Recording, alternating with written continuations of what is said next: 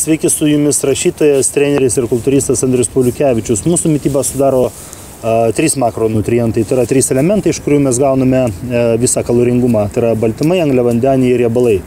Angliavandeniai ir riebalai yra mūsų organizmo energijos šaltinis, ir riebalai yra tam tikra dalimi energijos šaltinis ir tam tikra dalimi ir kūno sudedamoji medžiaga, tarkim, tokia tarsi statybinė medžiaga, nes vis tiek mes turime kažkokį riebalų sluoksnį ir netgi sportininkas, kuris dalyvauja varžybose, turėjo kultūristą, kuris turi labai mažą riebalų sluoksnį podinį. Mažą riebalų sluoksnį jis vis dar turi kelis procentus riebalų podą, nes jeigu tai būtų 0 procentų riebalų po jodą, tai būtų jau ir jo visame kūne, tai jau būtų nelabai geras kultūristas, o miręs kultūristas. Ir baltymai tada yra statybinė mūsų organizmo medžiaga ir gamtoje yra 4 gyvulinės kilmės baltymų šaltiniai. Tai yra kiaušinis ir kiaušinis yra geriausia pasavinamas gamtoje esantis baltymas, kurio pasavinimo koeficientas yra prilyginamas 100. Ir tada, kai kalbu apie kiaušinį, turiu omeny pilną kiaušinį, tai yra kiaušinį su tryniu. Valgant tik tai kiaušinio baltymą, jo pasavinimo koeficientas jau yra mažesnis. Ir tada po kiaušinio eina mėsa, žuvis ir liesi pieno produktai. Ir tai yra 4 gyvulinės kilmės baltymų šaltiniai, ir tai yra baltymų šaltiniai, kurie yra patys efektyviausi, didinant raumenų apimtis ir raumenų jėgą, kadangi organizmas geriausia sugeba juos pasisavinti. Ir tada dar vienas baltymų šaltinis, kuris yra dirbtinai sukurtas, kuris yra sukurtas žmogaus, bet kuris yra gyvulinės kilmės, yra ir augalinės, bet apie tai pakalbėsiu irgi šiek tiek vėliau ir šiek tiek plačiau. Tai yra baltyminiai kokteiliai. Baltyminiai kokteiliai kaip maisto papildas. Kalbant konkrečiai apie papildus, apskritai apie papildus reikia suprasti tokį dalyką, kad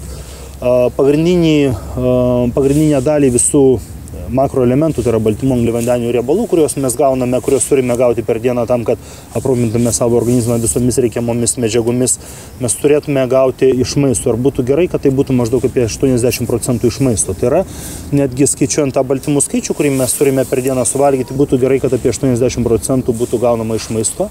Nepaisant to, kad tai yra labai sunku, ypatingai jeigu sportininkas jau yra daug sveriantis, turi didelę raumenų masę ir vien tam, kad jisai tą didelę raumenų masę išlaikytų, jau nekalbant apie jos didinimą, jam jau vien tam reikia suvalgyti labai didelį baltymų kiekį. Na ir galbūt tada tokiais atvejais ta procentinė dalis iš baltyminių kokteilių galėtų būti šiek tiek didesnė negu 20%, kadangi tiesiog suvalgyti tiek daug mėsos, tarkime, valgant virš kilogramo mėsos, jau yra labai sunku tą padaryti. Dabar tada konkrečiau kalbėkime apie baltyminius kokteilius. Baltyminiai kokteiliai yra sukurti, kadangi dabar populiarėja ir vegetarizmas, ir veganizmas, tai maisto papildų kompanijos, kurios kuria baltyminius kokteilius ir visus kitus papildus, jos kuria baltyminius kokteilius skirtus ir mėsėdžiams tokiems kaip aš ir žmonėms, kurie yra veganai. Tai yra, taip pat yra baltyminiai šaltiniai, baltyminiai kokteiliai, kurie yra padaryti iš sojų, žirnių, rudų ryžių, kanapių. Man atrodo, kad pagrindinius ir populiariausius išvardinau augalinės kilmės baltymų šaltinius.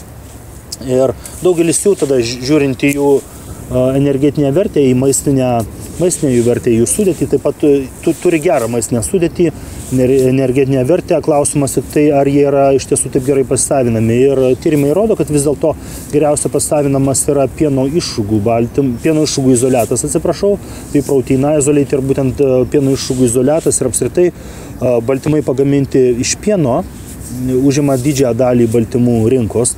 Tada grįžtant dar šiek tiek prie augalinės kilmės baltymų. Pats prašiausias turbūt pagal sudėtį greičiausia būtų prašiausia kanapių baltymai. Kanapių baltymai jie turi didesnę angliavandenių dalį savo sudėtyje. Jų privalumas yra tas, kad jie turi omega-3 ir omega-6 riebiąsias rūgštis. Bet kadangi baltymų vertė baltyminio kokteilio, jeigu mes kalbame apie baltyminį kokteilį kaip produktą, kaip papildą, nevertinama pagal tai, kokia procentinė dalis jame yra baltymų, tai kanapių baltymai tada atsilieka ir nuo ryžių, ir nuo sojų, ir nuo, kas ten dar buvo, ką dar sakiau, ryžiai, sojos, rudieji ryžiai, ir nuo rudų ryžių baltymų. Ir tada sojų baltymai greičiausia iš iš augalinės kilmės baltymų šaltinių būtų patys geriausi. Žirnių baltymai taip pat yra geri, bet žirnių baltymo pasisavinimas yra lėtesnis. Tai nėra trūkumas, tiesiog tai reikia tą žinoti, kad žirnių baltymas galbūt nėra, tarkime, kalbant apie veganus, kurie nevartoja gyvulinės kilmės baltymų, tai žirnių baltymas galbūt nebūtų pats optimaliausias variantas gerti jį iš karto po treniruotės arba ryte atsikėlus, kadangi jo pasisavinimas ilgiau užtrunka. Tai tiek tada apie augalinės kilmės baltymus, kadangi vis tiek augalinės kilmės baltymus vartoja mažesnė dalis sportuojančių ir, kaip minėjau prieš tai, didžiąją dalį baltyminių kokteilių rinkoje sudaro vis tik tai iš pieno pagaminti baltymai ir didžiąją dalį jie sudaro ne veltui, bet dėl to, kad tai yra optimaliausias variantas ir pagal kokybę, ir pagal kainą, tai yra kokybės ir kainos santykis.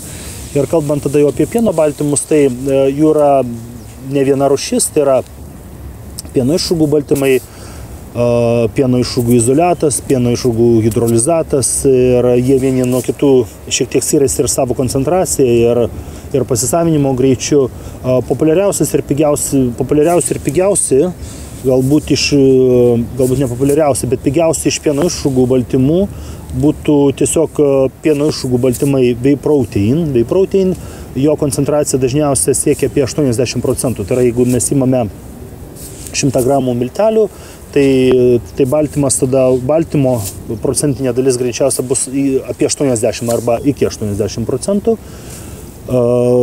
Tada šiek tiek aukštesnė ir 90 ir kai kuriais atvejais netgi 92 ir kai kurie šaltiniai teigia, kad netgi 95% baltymo tose milteliuose. Tokia koncentracija gali būti, kalbant apie pieno išrūgų izoliatą, bei protein isolate, ir pieno išrūgų izoliatas yra ta baltymo forma, kurią dažniausiai naudoja sportininkai. Tai yra pati populiariausia baltymo forma ir peržvelgiau eilę šaltinių ir būtent šitas baltymas yra nurodomas kaip geriausia pasisavinamas baltymas ir ne veltui jis yra populiariausias. Ir jo, kaip minėjau, ta procentinė baltymų dalis gali būti ir 90 ir 95%.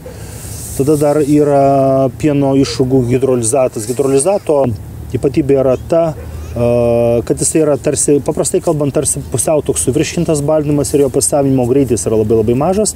Ir paprastai pardavinėjant baltymus, vienas kaip iš baltyminius kokteilius, vienas iš pagrindinių dalykų, vienas iš pagrindinių argumentų, kodėl reikia gerti baltyminius kokteilius, yra nurodomas jų pasisavinimo greitis. Ir tada pieno išrūgų hidrolizatas, whey protein hydrolyze, yra nurodomas kaip pats greičiausiai pasisavinamas baltymų šaltinis, pieno baltymų šaltinis.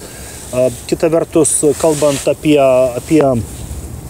pasisavinimo greitį, tai iš tiesų gali būti šiek tiek toks perdėtas dalykas, pernelyg išpūstas, kad keliomis minutėmis arba 10 minučių greičiau pasisavinami baltymai gali padaryti kažkokį didelį skirtumą rezultate, kurį sportininkas gauna. Iš tiesų vargu ar taip yra, dėl to, kad pirmas momentas yra toks, kad langas, tas dalykas, kuris vadinamas langu, tai yra, kai organizmas sugeba lengviau ir greičiau savintis baltymus ir angliavandenius, jis atsiveria po treniruotės ir skirtingi literatūros šaltiniai nurodo tą lango trukmę skirtingą nuo valandos iki 2, tai vidurkis būtų 1,5 valandos. Tai ar tada tas baltyminis kokteilis bus pasisavinamas per 10 minučių ar per 20 minučių, iš tiesų skirtumo nesudaro, kadangi svarbu sutilpti į tą 1,5 valandos. Ne operatorius, ar teisingai aš sakau? Teisingai, gerai, operatorius linksi galvą. Dar vienas momentas yra tas, kad baltymų pasisavinimas po treniruotės su svoriais, bendras baltymų pasisavinimas yra efektyvesnis ir geresnis. Tai organizmas sugeba savintis baltymus 24, o kai kuriais atvejais ir 48 valandas. Todėl yra svarbu galiausiai at the end of the day, kaip anglai sako, galiausiai galutinėme rezultate ir dienos pabaigoje yra svarbu, kiek iš viso baltymų suvalgote per 24 valandas nuo treniruotės ir nėra taip jau labai svarbu. Tada teoriškai ar tie baltymai bus 10 minučių anksčiau ar 10 minučių vėliau pasisavinami. Tada apie pieno baltymus. tiek. Dar vienas momentas, kurį reikia apkalbėti. Dar ne viskas, atsiprašau. Susivėliau, tada kalbėsiu toliau. Kalbant dar apie pieno baltymus, santykinai, tie pieno išrūgų baltymai, bei protein, tada pieno išrūgų baltymų izoliatas, hidrolizatas, iš esmės jie yra klasifikuojami kaip greito pasisavinimo baltymai ir tada taip pat yra dar pieno baltymai, kurie yra lėto pasisavinimo. Lėto pasisavinimo baltymai vadinami kazeinu. Kazeinas tai yra irgi pieno baltymas ir jisai yra lėto pasisavinimo. Dabar kalbant dar šiek tiek apie ką turėjau pasakyti pačioje pradžioje, bet praleidau ir užsimiršau, tai pasakysiu dabar, kad pieno išrūgų baltymai, ar pieno išrūgų izoliatas iš esmės gaminami iš pieno išrūgų.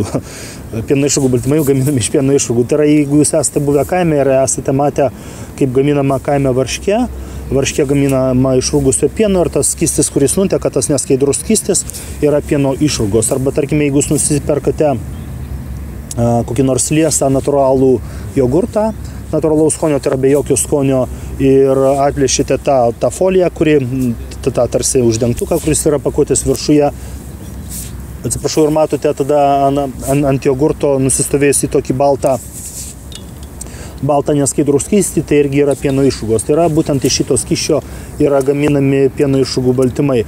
Labai ilgą laiką iki tol, kol nebuvo poreikio šitam produktui, išrūgos paprasčiausiai būdavo išpilamos. Ir dabar tada, kai augant bendram susidomėjimui sveikatingumu ir gražių kūnų ir panašiai, atsirado rinkoje toks dalykas kaip baltyminiai kokteiliai, pradėjo augti jo poreikis, tada pieno išrūgos jau pradėjo būti nebeišpilamos, jau kaip tokia liekana, kaip tretinis pieno produktas, bet naudojamas pieno išrūgų baltymų gamybai. Tai yra šaltinis, iš kurio pagaminti pieno išrūgų baltymai. Ir pats pieno baltymas, jisai maždaug 20% sudarytas iš išrūgų ir 80% iš kazeino. Išrūgos tai yra greito pasisavinimo baltymas, kuris yra tirpus vandenyje, dėl to visi tie pieno išrūgų baltymai ir izoliatas yra lengvai tirpstantis vandenyje ir beje, čia yra vienas iš baltymų kokybės tokių būdų patikrinti baltymų kokybę. Vienas kaip lakmuso popierėlių yra tirpumas, tai yra jeigu įdedate pieno išrūgų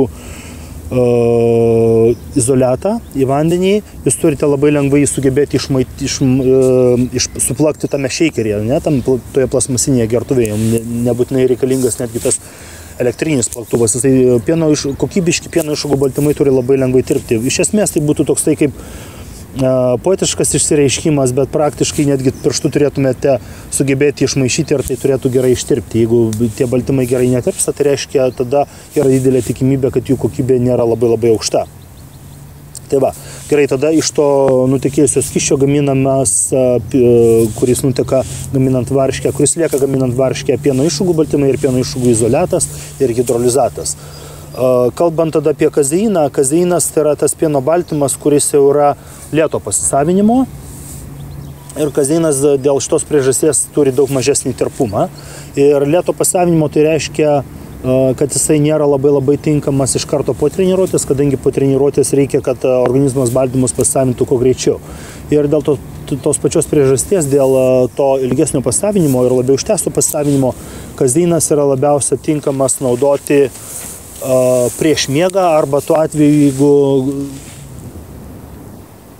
tarkime yra kažkokia situacija, kai jūs negalėsite ilgą laiką pavalgyti, tarkime kažkoks laukia jūsų seminaras ar kelionė ar panašiai ir tada jūs arba galite valgyti varškę, kuri yra ilgesnio ir lėtesnio virškinimo ir ilgesnio ir lėtesnio pasisavinimo, arba jeigu neturite galimybės valgyti pilnavertį tokį maistą, tada galite gerti kokteilį ir tada jau tiktų tas kazeinas. Tai taip. Pauzę padarom, tada aš prisiminsiu, ką toliau kalbėti, gerai? Ok, grįžtame į eterį, padariau trumpą pauzelę, nes kalbėjau, tada susivėliau, apie ką pasakiau, apie ką nepasakiau, tada dar atsigeriau vandens, čia turiu už soliuko pasislėpęs ir kalbu toliau, tada aš, man atrodo, kad užsiminiau, jau kalbėjau apie vartojimą, kad kazeinas yra tinkamiausias vartoti arba prieš miegą, arba tuo metu, kai ilgesnį laiką negalėsite pavalgyti, tada turiu pakalbėti apie vartojimą greito pasisavinimo baltymų, tarkim, pieno išrūgų baltymų, pieno išrūgų izoliato arba hidrolizato. Hidrolizatas, beje, nesimenu ar minėjau ar neminėjau, jisai turi dar tą labai greitą pasisavinimą, bet dėl tos pačios priežasties jisai yra brangesnis už kitas baltymo formas. Beje, aš pats asmeniškai dažniausiai geriu pieno išrūgų izoliatą, nedažniausiai faktiškai visada pieno išrūgų izoliatą. Tai va, gerai, dabar tada kalbant apie šitos greito pasavinimo baltymus, tai optimaliausias laikas juos gerti yra pirmas momentas iš karto po treniruotės, kadangi po treniruotės reikia, kad kuo greičiau organizmas gautų baltymus ir kuo greičiau pradėtų tą raumenų atsistatymo procesą, kadangi pačios treniruotės metu raumenų skaidulos gauna mikrotraumas, mikroįplyšimus ir tada reikalingi baltymai, kurie yra skaidomi į amino rūgštis tam, kad tos mikroįplyšimus užgydytų. Tada antras patogus laikas ir labai geras laikas yra gerti tos greito pasavinimo baltymus iš karto ryte tik tai atsibudusios, galima gerti dar prieš pusryčius, o pusryčiauti po to. Kai kuriais atvejais taip pat tinka juos gerti ir prieš treniruotę. Ir tai yra greito pasavinimo baltymai. Greito pasavinimo baltymus, skirtingai nuo lėto pasavinimo baltymų, tarkime, kazeino veikimo ir pasavinimo negalima pagreitinti. Jis yra tiesiog lėtas, yra ištesto veikimo baltymas ir tame yra jo privalumas, jeigu žinote, kada jį panaudoti. Aš pasakiau jums, kada jį panaudoti, o greito pasavinimo baltymus ir jų pasisavinimą galima ištesti arba sulėtinti. Ir kaip tai daroma? Tai daroma naudojant riebalus. Tai yra baltymus, greito pasavinimo baltymus naudojant su riebalais, geriant su riebalais. Geriausia tą daryti su augalinės kilmės riebalais, kadangi augalinės kilmės riebalai yra sveikesni, jie turi dažniausiai omega-3, omega-6 riebiąsias rūgštis ir tada, tarkime, kaip konkretus pavyzdys, tai galėtų būti, jeigu prieš treniruotę jaučiate šiek tiek alkani ir jau neturite galimybės pavalgyti, arba jeigu pavalgysite, tada skrandis bus per pilnas ir tada jau bus sunku treniruotis ir maistas lips į viršų. Tada ką galima daryti, tada galima gerti pieno išrūgų kokteilį arba pieno išrūgų izoliatą, bet jeigu išgersite tik tai kokteilį, jo pasavinimas, kadangi yra labai greitas, teoriškai tai turėtų pasavinti per 20 minučių, tada yra didelė tikimybė, kad maždaug nuo pusės treniruotės jau pradėsite jaustis alkani arba jūsų energijos lygis ir cukraus lygis kraujyje kris. Tam, kad tai neatsitiktų, tada jo pasavinimą šito greito veikimo baltymo galima ištęsti ir tai daroma pridedant, tarkime, geriant baltyminį kokteilį ir suvalgant šaukštelį su kaupu riešutų sviesto arba pusę avokado. Kadangi augalinės kilmės tie sveiki riebalai, tada ištęsia, sulėtina baltymo pasavinimą, jį ištęsia ir padeda išlaikyti tolygesnį energijos lygį. Lygiai taip pat tada tie greito pasavinimo baltymai gali būti tinkami naudoti prieš naktį, prieš miegą, jeigu neturite kazeino, tada juos naudojant su tais pačiais augalinės kilmės sveikais riebalais, riešutų sviestu, pačiais riešutais arba avokadu. Jų irgi tada tas virškinimas ir įsisavinimas jisai išsitęsia. Gerai, tada tiek apie vartojimą. Dar vienas dalykas, kurį reikia pasakyti, tai būna kompleksiniai baltymai. Kompleksiniai baltymai jie nebūtinai būna sudaryti tai iš pieno baltymų. Beje, pieno baltymų rūšių aš net ne visas išvardinau pačias populiariausias, jų yra dar ir daugiau, bet dar būna vienas iš populiarių baltymų variantų yra kompleksiniai baltymai. Kompleksiniai baltymai iš esmės yra sukurti, jie dažniausiai būna arba iš 3 arba iš 4 šaltinių, tarkime, tai būna pieno išrūgos, pieno išrūgų izoliatas, kiaušinio baltymas ir kazeinas. Ne, visi tie baltymai, tarkime, 4 skirtingi baltymai esantys viename mišnyje, jie turi skirtingus pasisavinimo greičius ir pasisavinimo laiką. Tai tada, kai geriamas tas kompleksinis baltymas, jis yra skirtas vartoti iš esmės prieš naktį arba vėlgi tomis situacijomis, kai jį turite išgerti prieš kažkokią pertrauką, kai negalėsite ilgai pavalgyti, tai iš pradžių organizmas, tarkime, greičiausia pasisavinama pieno išrūgų izoliatą, tada pieno išrūgas, tada, tarkime, kiaušinio baltymą ir galiausia kazeiną. Tai reiškia, iš pradžių suveikia vienas baltymas, po to antras, trečias ir ketvirtas. Tai va dar toks yra variantas, jisai irgi yra toksai geras ir vartotinas, tai tada apie pieno baltymus ir jų vartojimą galima būtų rišti, galima būtų baigti. Dar keli yra momentai, kuriuos reikia aptarti, kalbant apie pieno baltymus. Yra tai, kad pieno baltymai ne visada tinka tiems, kurie netoleruoja laktozės, kadangi pieno baltymai, juose vis tiek yra kažkokia laktozės dalis likusi.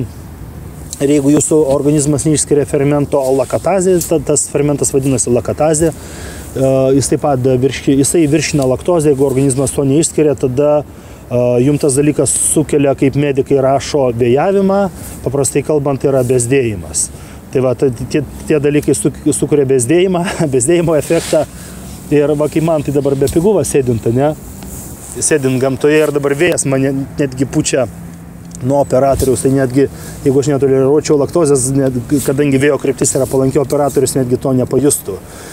Tai va, tai tokiais atvejais pieno baltymai, visi tie mano išvardinti, gali netikti, tada jau reikia ieškoti kažkokios kitos alternatyvos. Kalbant dar šiek tiek konkrečiau apie pieno baltymus, tada didžiausia tikimybė, kad gali tikti arba izoliatas, arba hidrolizatas. Pieno išrūgos, kadangi jos turi tikimybę turėti didžiausią laktozės kiekį, kadangi jos yra mažiausiai filtruotos, tai greičiausia, kad sukeltų tą bėdą. Dar viena bėda, kurią gali sukelti pieno baltymai, tai yra bėrimas. Tai yra spuogai ant odos ir tai paaiškinama tuo, irgi radau keliuose, bent jau keliuose, ten tų literatūros šaltinių yra daug. Aš peržiūrėjau irgi eilę jų ir tai aiškinama tuo, kad iš esmės pieno produktai labai dažnai sukelia bėrimą, o kadangi pieno baltymai yra pagaminti iš išrūgų, tai yra pieno produktas, tai yra viena priežastis, kita priežastis yra ta, kad pačiame piene, kaip ir pieno produktuose, yra toks tai hormonas, kuris vadinamas, atsiprašau, neseniai valgiau, reikia sakyti neseniai valgiau, o senai tai kai nori pasakyti žmogui, kad atrodai senai, o kažkas buvo neseniai. Tai va, pieno produktai turi savo sudėtyje hormoną, kuris angliškai ir moksliškai vadinamas IGF-1.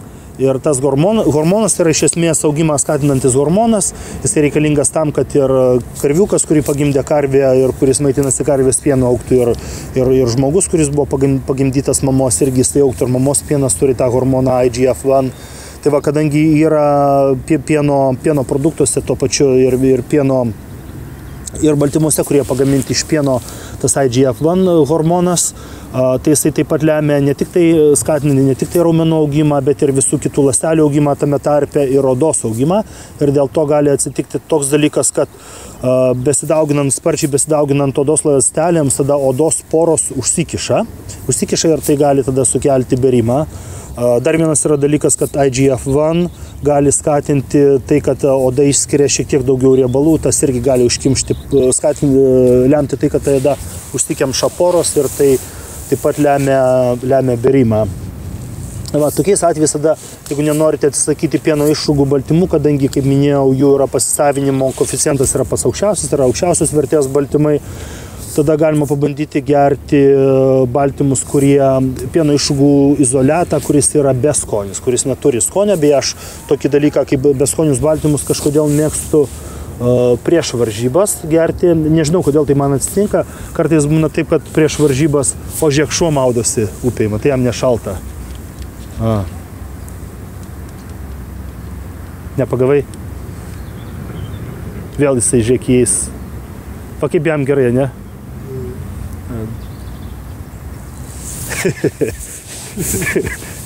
Gerai, grįžtam. Kalbėjau apie baltymus, apie beskonį baltymą ir tada apie baltymų skonius. Tai va, nežinau, kas man atsitinka, bet būna taip, kad prieš varžybas, nepaisant to, kad tas nieko skanaus negali valgyti, kartais pradedi norėti baltymo, kuris yra beskonis. Nors dabar va, iš lėto pradedu ruoštis varžyboms ir iš tos firmos, kuri remia mane, MyProtein, užsisakiau 3 baltymus, kurių patikėsite ar nėra skoniai tokie. Vienas yra bandelė su cinamonu, vienas yra obuolių pyrago ir vienas yra sūrio, kaip ten citrino sūrio pyragas, ne? Yra dar toks kažkoks, aš dar to neragavau, citrino sūrio pyragas, man atrodo. Tai va, tokius pyraginius skonius užsisakiau. Tai va, bet kartais būna, kad ir be skonio norisi. Tai va, tais atvejais, kai jeigu jums pieno išrūgų izoliato vartojimas lemia bėrimą, tada galite gerti tuos beskonius baltymus. Tai nebūtinai suveiks, nebūtinai padės, bet yra didesnė tikimybė, kadangi juose nėra skonio, nėra kvapo, nėra, reiškia, saldiklių, nėra kvapiklių ir skoniklių ir panašiai, tai yra mažesnė tikimybė, kad tai tada išaugs bėrimą.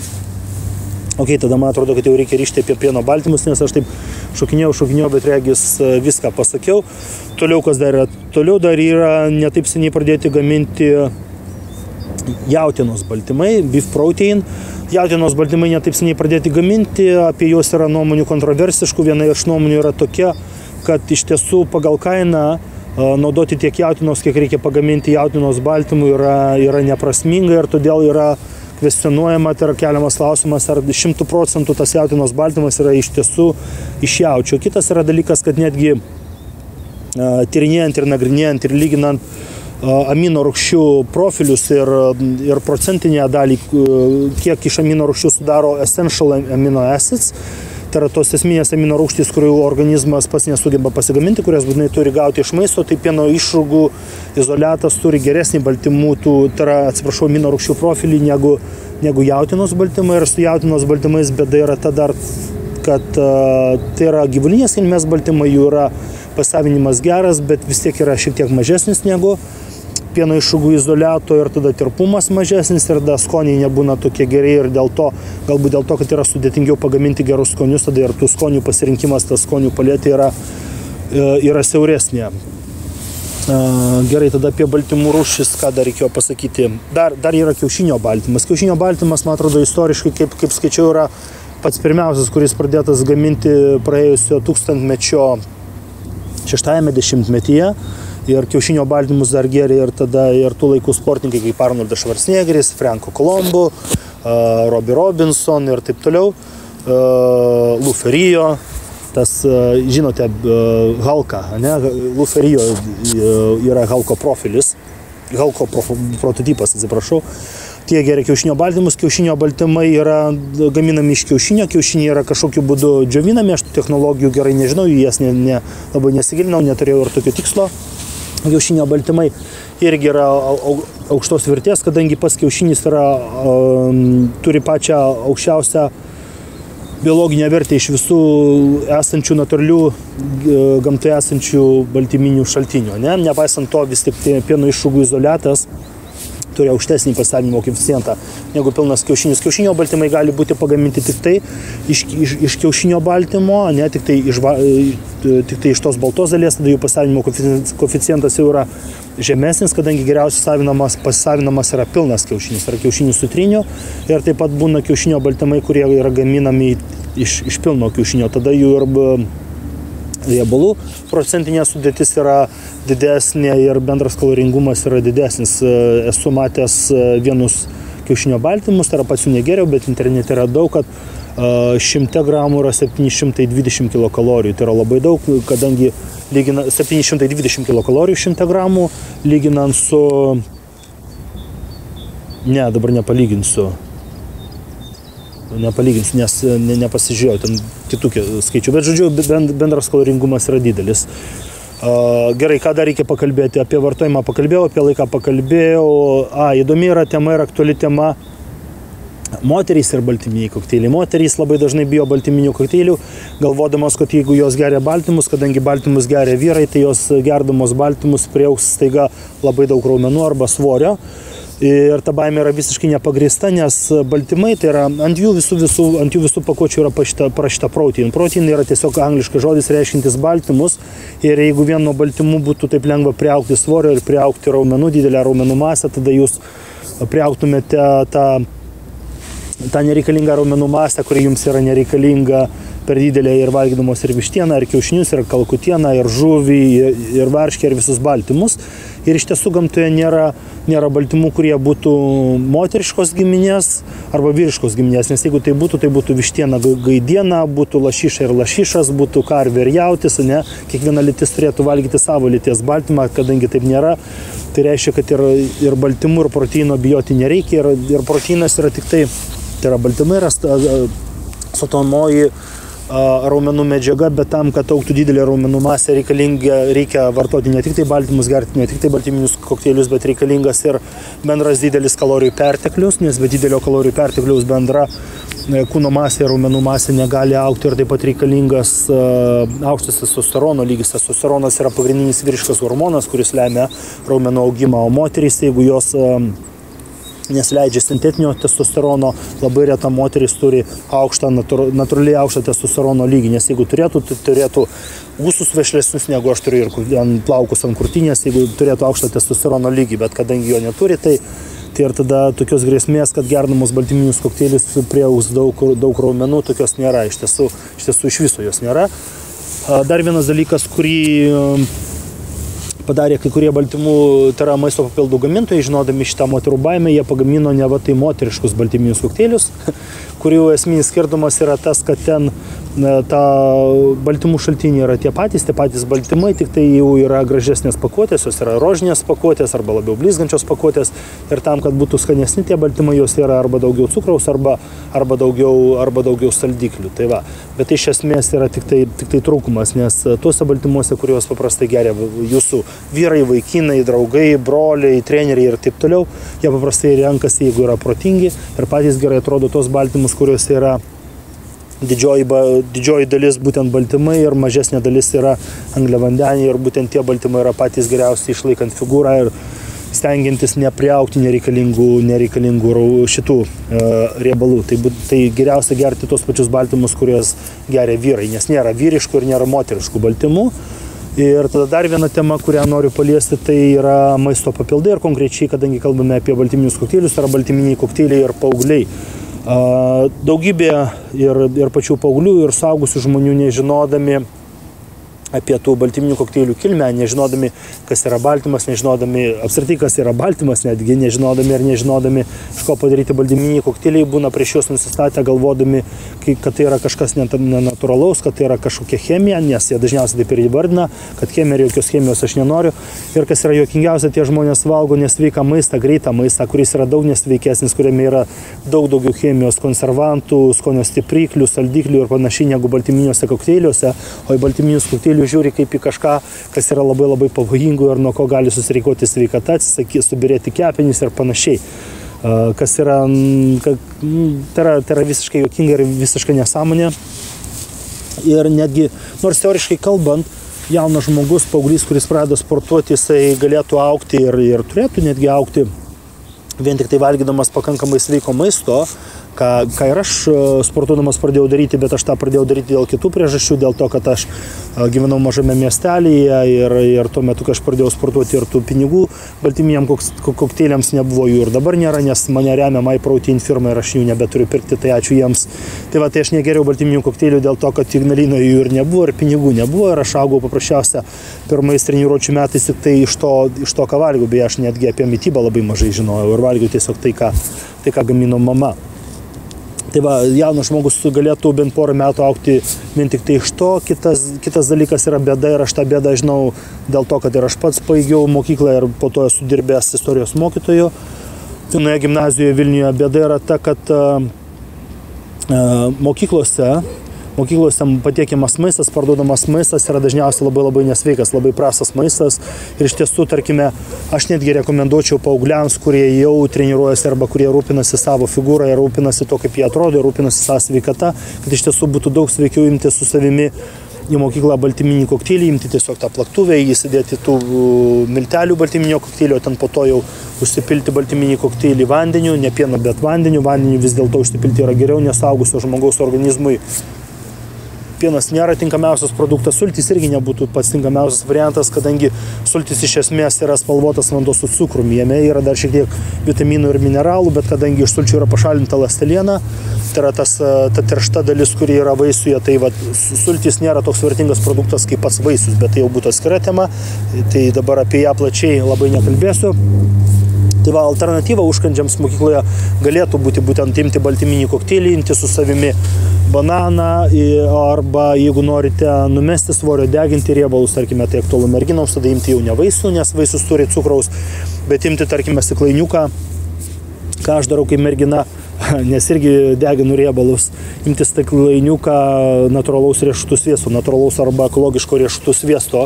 Natūralus arba ekologiškas tai reiškia, kad jame nėra pridėto cukraus, jame gali būti įdėta druskos, dažniausiai tai būna jūros druska, kuri jokio pavojaus nei sveikatai, nei figūrai nesukelia, jeigu jos nėra labai daug, o tiek daug jos ir nesuvalgysit. Ir tą baltyminį kokteilį gerti ir užkęsti tuo riešutų sviestu. Tada ir sotumo jausmas bus ilgesnis ir tuo pačiu su baltymais gausite ir sveikų riebalų. Tai va, tiem, kurie yra labai liesi ir kurie nori auginti raumenų apimtis, tada gali gerti ir baltyminį kokteilį, ir tada užkąsti vaisiumi, ir tuo pačiu ir riešutų sviestu. Tada jau būtų labai kompleksinis valgymas, kurio pagalba gautumėte viską ir aukštos kokybės baltymus, ir aukštos kokybės augalinės kilmės riebalus, ir tada iš vaisiaus gautumėte ir gerus angliavandenius, yra greiti angliavandeniai, bet kadangi yra valgomi kartu su baltymai mažina insulino išsiskyrimą ir cukraus lygio irgi tą kilimą kraujyje, tai iš esmės tai irgi būtų jau sveikas variantas, taip pat vitaminus ir mineralus, tai jau būtų tokie labai geri ir kokybiški ir sveiki užkandžiai. Gerai, įjungiau, čia trečias mūsų garso įrašas. Gerai, Antis atėjo. O tu žinai, kad šitą dalyką filmuok, neiškerp. Žinai, kad įdomus dalykas gamtoje, lyginant su žmonėmis, tai kad pa žmonės moterys stengiasi būti ryškesnės, o gamtoje patinas yra ryškesnis, ne? Pavyzdžiui, Anties patinas gaigalas, jisai vadinamas, jisai yra ryškus. O tavo ruda yra patelė. Ir daugelis paukščių yra, pavyzdžiui, gaidys, ne, irgi ryškesnis už vištą. Gamtoje yra patinas ryškesnis visada ir gražesnis. Įdomu, ne? Įdomu reikia kirčiuoti. Man regis įdomu reikia kirčiuoti. O ir netgi su gyvūnais, tarkime, liūtas turi karčius, o liūto patelė neturi karčių. Ir netgi tada su žolėdžiais, ne, patinai turi gražesnius, didesnius ragus. Ne, tai kokią mes išvadą galėtumėm daryti, kad vyrai turi būti kaip gyvūnai, kaip žvėriais gražus, nes dabar tik moterys yra gražios. Gerai, tai ko dar nepasakiau, tai kiek kokteilių gerti per dieną būtų optimalu nuo 1 iki 3 kokteilių, kadangi minėjau, kad vis dėlto didžiąją dalį apie 80% reiktų, kad visų makroelementų ir šiuo atveju ir baltymų sudarytų baltymai iš maisto. Ir tada dar vienas yra klausimas, yra įdomus, kiek baltyminėme kokteilyje turėtų būti kaušelių. Dažnai rekomenduojama, tai yra paprastai visada rekomenduojama, kad vieną kaušelį dėti, viename kaušelėje dažniausiai būna, ne visada, bet dažniausiai 30 gramų miltelių, iš kurių maždaug priklausomai nuo baltymų koncentracijos būna nuo 20 iki 24, kartais 25 gramų ir labai aukštos kokybės, tai regis 27 gramų baltymų. Tai reiškia, kad viena porcija būtų gaunama nuo 20 iki 27 gramų baltymų ir iš tiesų kiek organizmas gali pasisavinti. Kiek gali pasisavinti, tai priklauso labai smarkiai nuo raumenų masės, todėl nėra tokio vieningo atsakymo. Moteriai, sportuojančiai moteriai, merginai sportiškai greičiausia, kad tai bus vienu kokteiliu vieną porciją apie 20 gramų baltymų. Kultūristai sunkia svoriai pasisavina, kiek domėjausi, vėlgi įvairius šaltinius nagrinėjau, iki 70 gramų baltymų. Ar tai būtų vienas valgymas, ar tai būtų vienas kokteilis, tai yra nesvarbu, nes tai yra vis tiek maisto priėmimas ir tokiu atveju tada jau būtų arba 2 arba 3 kaušeliai. Aš paprastai asmeniškai dedu 2 kaušelius ir faktiškai tada visada tokius sukaupu, netgi dažniausiai su vienu baltyminiu kokteiliu gaunu apie 50 gramų baltymų, nes aš per dieną stengiuosi surinkti tarp 300 ir 400 gramų baltymų tam, kad taupčiau. Tai va, man atrodo, kad šią linksmą gaidą ir baikime. Dar nufilmuokime, kad upė teka. Dabar šiandien mes filmuojame šitą video balandžio 7. Labai tikėsimės, kad kokią po mėnesio gegužės 7, gegužės 9 išskrendu į Afriką, kad aš jau galėsiu pabandyti išsimaudyti Lietuvoje ir po to Afrikoje Atlanto vandenyne, kuris beje bus niekiek nešiltesnis, kadangi ten iš Antarktidos atiteka srovės, šalto vandens srovės nebus niekiek šiltesnis negu Neris. Ačiū, kad žiūrėjote. Rinkitės skanius, gero skonio ir tirpius baltyminius kokteilius. Gerkite, auginkite raumenys, likite sveiki ir gražūs, kaip gaigalai, kuriuos mes ką tik nufilmavome. Iki.